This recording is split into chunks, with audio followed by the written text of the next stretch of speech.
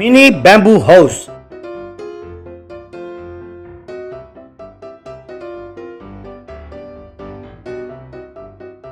एक गांव में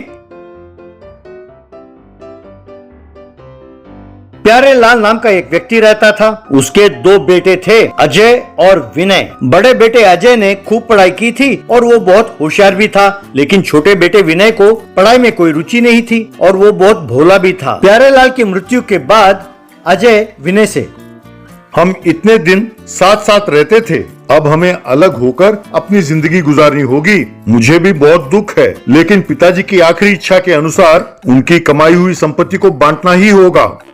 ठीक है भैया, पिताजी की आखिरी इच्छा को पूरी करना हमारा फर्ज है ना भैया। हम वैसा ही करते हैं जैसे वो चाहते थे। पिताजी के नाम पर दो जमीन के टुकड़े हैं, एक 500 गज का है और दूसरी जमीन 1000 गज का है। तुम्हें जो चाहिए ले लो। तुम्हारे बड़े भाई होने के नाते तुम्हें पहला अवसर देना मेरा कर्तव्य है, वरना लोग कहेंगे कि अपने छोटे भाई को धोखा दिया मैंने। तुम बड़े हो ना भैया, पिताजी की सारी जिम्मेदारी तुम्हें ही तो उठाना है, इसलिए तुम ही 1000 गज वाली जमीन रख लो। मैं 500 गज जमीन से ही खुश हूँ। क्यों रे, तू सबसे मुझे डांट खिलाएगा? अरे तू भोला है और ना ही पढ़ा लिखा है, पर मैं तो पढ़ा लिखा हूँ, ऊपर से सरकारी नौकरी करता हूँ। अगर मैंने 1000 गज वाली जमीन ले ली तो कोई नहीं मानेगा कि तुमने ये जमीन अपनी मर्जी से दी है मुझे। तुम सही कह रहे हो भैया, कोई तुम्हें मेरे वजह से भला बुरा कहे ये मुझे बिल्कुल पसंद नहीं है भैया। मैं 1000 गज वाली जमीन ले लेता हूँ। तो ठीक है, इन कागजों पर दस्तखत कर दो। अगले दिन अजय विनय को गांव के बाहर एक पेड़ के पास ले गया। विनय, यही है तुम्हारी 1000 इंच वाली जमीन, अब से ये तुम्हारा है। इस जमीन को खूब संभाल के रखना। 1000 इंच वाली जमीन? फिर तुम्हारी जमीन कहाँ है भैया? अरे मेरी जमीन गांव के बीचों बीच है, 500 गज। मैं उसमें शॉपिंग कॉम्प्लेक्स बनवा रहा हूँ। एक बात तो मैं तुम्हें कहना भूल ही गया, पिताजी के वसीयत के मुताबिक इस जमीन पर तुम्हें 1 महीने के अंदर अंदर घर बनाना होगा, वरना इस जमीन पर भी मैं कब्जा कर लूंगा। 1 महीने में 1000 इंच वाला घर? अरे ये छोटे से जमीन का टुकड़ा किस काम का है भैया? ये सब मैं कुछ नहीं जानता। पता नहीं पिताजी ने क्या सोचकर ये शर्त रखा है। अब उनके फैसले को ठुकराने वाले हम कौन होते हैं? विनय ने बहुत सोचा और उस 1000 इंच वाली जमीन पर बांस का एक बहुत छोटा सा पर बहुत सुंदर घर बनाया।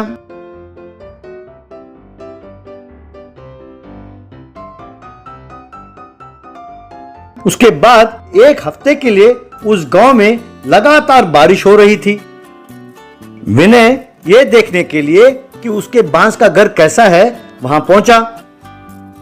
उसे उस घर में बहुत सारे खरगोश, कछुए और बहुत सारे लिलीपुट दिखाई दिए। विनय उन बौनों से, अरे तुम लोग हो कौन? मेरे घर में क्यों आए हो? ये खरगोश और कछुए कहाँ से आए? हम नदी के उस तरफ वाले टापू में रहते हैं। इस लगातार बारिश के कारण टापू नदी में डूब गई। हम अपनी जान बचाते हुए इस घर में आकर पहुंच गए। ये सब हमारे पालतू जानवर हैं। ये कछुए हैं जिन्होंने हमें यहाँ पहुँचाया और आपकी वजह से हमारी जान बची। हम आपका ये एहसान कभी नहीं भूलेंगे। हमें थोड़ा समय दीजिए। जैसे ही नदी का पानी कम होकर हमारा टापू ऊपर आए, हम फिर लौट जाएंगे। अरे तुम लोगों को जितने दिन चाहिए आराम से रहो। तुम लोगों की जान की सुरक्षा के लिए ऐसे बहुत सारे बांस के घर तुम्हारे टापू में मैं बना कर दूंगा। कुछ दिनों बाद वे बौने अपने पालतू खरगोशों के पीठ पर सोने की थैली लाद कर ले आए। एक लिलीपुट, आपने जो हमारी सहायता की, इसके बदले में ये हमारी तरफ से छोटी सी भेंट, कहकर विनय को दिया। विनय वो सारा सोना ले गया और अजय को दिखाया। भैया, मैंने सोचा था कि तुमने मुझे धोखा दिया है, लेकिन तुम्हारे उस शर्त के कारण ही आज मुझे इतना सारा सोना मिला है। मुझे माफ कर दो भैया।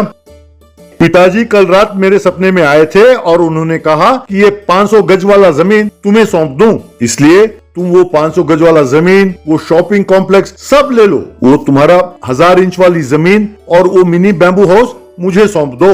विनय बहुत खुश हुआ। यूं हर बार जब भी बारिश होती थी, अजय उस मिनी बैम्बू हाउस के पास जाता और उन बौनों की प्रतीक्षा करता। लेकिन विनय ने उन बोनों के लिए उनके टापू पर मिनी बैम्बू हाउस बनाकर दिया था, इसीलिए बरसात में भी वो लोग सुरक्षित थे और कोई टापू छोड़कर वहां नहीं पहुंचा। यूं अजय के काफी प्रतीक्षा करने पर भी कोई नहीं आया। तब लाचार होकर अजय गांव छोड़कर चला गया। पानी पूरी चोर। सूरजनगर नाम के गांव में बिट्टू नाम का पानीपुरी बेचने वाला रहता था। उस गांव में और भी बहुत सारे पानीपुरी बेचने वाले थे, पर इसका धंधा खूब चल रहा था। वो अपना धंधा बढ़ाने के लिए नया नया तकनीक ढूंढता रहता था। एक दिन बिट्टू अपने कस्टमर्स को पानीपुरी दे रहा था कि वहां सूरज आया। भैया जेब में पैसे नहीं है, अगर तुम 100 रुपए का पानीपुरी उधार दोगे तो मैं खाऊंगा। मैं कल पैसे दे दूंगा भैया, ठीक है? ये सुनकर बिट्टू, अरे कौन हो तुम? लगता है इस गांव में नए आए हो। 100 रुपए के पानीपुरी खाओगे? तुम क्या बकासुर के चचेरे भाई हो? भैया तुम डांट तो रहे हो, पर ये नहीं बता रहे कि तुम मुझे पानीपुरी दोगे या नहीं। क्या दूं? एक तो भीख मांगते हो, उसपे भी अकड़। चलो जाओ यहाँ से। भैया तेरा पीछा ना मैं छोड़ूंगा भैया, मैं पीछा ना तेरा छोड़ूंगा भैया मैं। तुम मुझे पानी पूरी नहीं दोगे तो मैं जानता हूँ कि तुमसे कैसे वसूल करना है। हर रोज कम से कम तुम्हारे ठेले से एक पानी पूरी चुराऊंगा, कहकर चला गया। अगले दिन से जब बाकी ग्राहक पानी पूरी खाते थे तो सूरज पीछे से आकर चुपचाप पानी पूरी खाने लगा। ये देखकर बिट्टू, अरे कमीने, तुझे चोरी करने के लिए कुछ और नहीं मिला? मेरे पानी पूरी चुराते हो? मारो इसे, पानी पूरी चोर, इसके हाथ पांव तोड़ दो। ये बात सुनकर कस्टमर्स ने सब मिलकर सूरज को मारा। बेचारा मार खाकर सूरज वहां से चला गया। अगले दिन बिट्टू कस्टमर से, हाय फ्रेंड्स, आज पानीपुरी का ठेला लगाकर पूरा 1 साल हो गया है। इस अवसर पर मैं आप सबसे एक सवाल पूछता हूँ। जो इस सवाल का सही जवाब देगा उसे 1 महीने के लिए पानीपुरी मुफ्त में दूंगा। तो सवाल ये है कि वैसे इस पानीपुरी को सबसे पहले किसने और क्यों बनाया? अरे ये कौन सी बड़ी बात है, कोई घर पर पूरी बना रहा होगा और वो छोटा बन गया होगा। ये देखकर उसके बेटे ने उसमें पानी डाला होगा। ये देखकर उसके पिताजी को पानी पूरी का आइडिया आ गया होगा। फिर उसने ठेला लगाकर पानी पूरी बेचना शुरू किया होगा। इतने में वहां आकर सूरज कस्टमर्स के प्लेट से पानी पूरी को चुरा कर खाया। भाई साहब, आपने गलत जवाब दिया, मैं सही जवाब जानता हूँ। क्यों रे पानी पूरी चोर, एक तो तुम मेरा पानी पूरी चुरा कर खाते हो, ऊपर से मेरा जवाब गलत बोलते हो। भाई साहब, मैं मानता हूँ कि मैं चोर हूँ, पर यह जवाब गलत है। कई सदी पहले लोगों में एक अजीब बीमारी हुई। तब राजा ने कोई चटपटादार आहार तैयार करने के लिए कहा था। तब राजवैद्य ने बहुत सोचा और कई किस्म के मसाले डालकर ये पानी पूरी बनाया। ये सुनकर बिट्टू, तेरा सर कोई भी करे, पर मेरे जैसा पानीपुरी कोई नहीं बना सकता। जो एक बार यहाँ आ जाए फिर किसी और दुकान पर नहीं जाता। मैं वही सीक्रेट तो जानने के लिए आया था। ये पानी पूरी और इसका बनाने का रहस्य ये क्या है?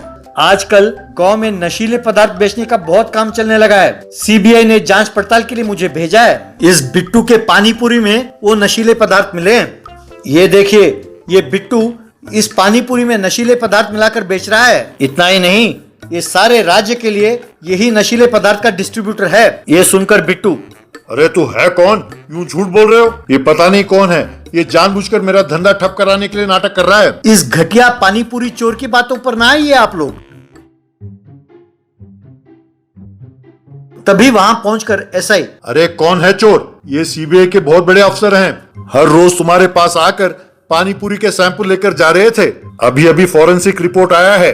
अब बच्चू तुम फंस गए हो, तुम बाहर नहीं जा सकते। ये बात सुनकर बिट्टू, अरे गुंडो, आ जाओ, हमला करो। कहते हैं कोई सीबीआई वाले हैं, इनके खाल उधेड़ दो। तभी कुछ गुंडे आकर सूरज को मारने वाले थे कि लोग, एसआई, सूरज सब मिलकर बिट्टू और उसके आदमियों को खूब मारने लगे। पुलिस ने बिट्टू को अरेस्ट किया और जेल में डाल दिया। लोगों ने सूरज को धन्यवाद कहा।